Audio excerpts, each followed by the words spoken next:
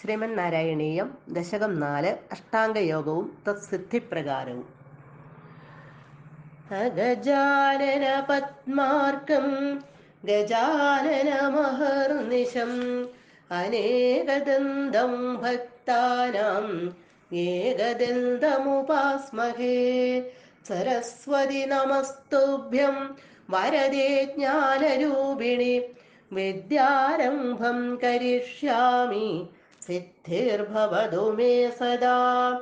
ഗുരുർബ്രഹ്മ ഗുരുർവിഷ്ണുർഗുരുർദേവോ മഹേശ്വര ഗുരുഃ സാക്ഷാത് പരം ബ്രഹ്മ തസ്മൈ ശ്രീ ഗുരവേ നമഃ. ശ്ലോകം 13. ഓം നമോ ഭഗവതേ വാസുദേവായ.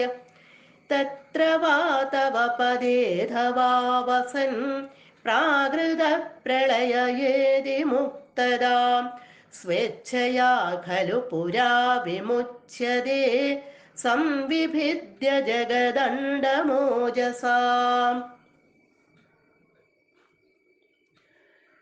തത്ര വാ അഥവാ തവ പദേ വസൻ, ബ്രഹ്മലോകത്തിലോ. തത്ര ഇവിടെ ഉദ്ദേശിക്കുന്നത് ബ്രഹ്മലോകമാണ്. ബ്രഹ്മലോകത്തിലോ അഥവാ അല്ലെങ്കിൽ തവ പദേ വസൻ, അവിടത്തെ പദത്തിലോ വസിക്കുന്നവനായിട്ട് യോഗി. പ്രാകൃത പ്രളയത്തിൽ ബ്രഹ്മപ്രളയത്തിൽ മുക്തതാം ഏതി മോക്ഷം പ്രാപിക്കുന്നു.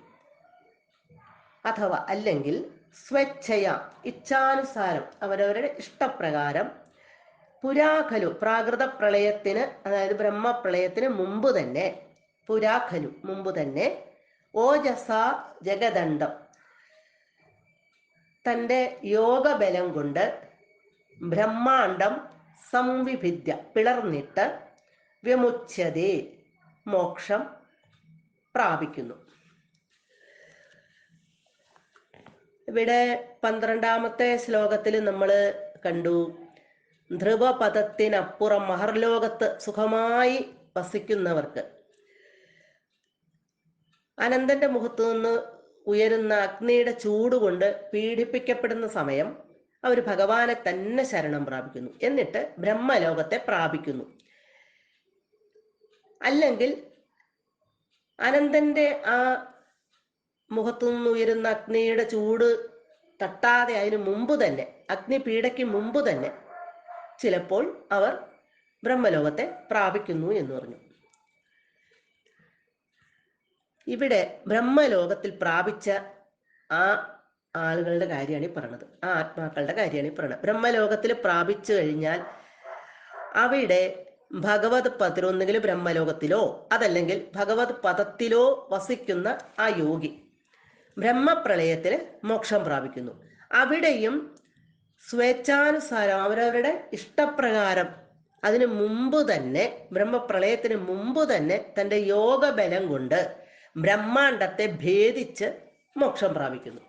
അപ്പൊ കുറച്ച് പേര് ഇവിടെ ബ്രഹ്മപദത്തില് ബ്രഹ്മലോകത്തില് വസിക്കുന്നവരും കുറച്ചു പേര് ഭഗവത് പാദങ്ങളിൽ വസിക്കുന്നവരും ഉണ്ട്.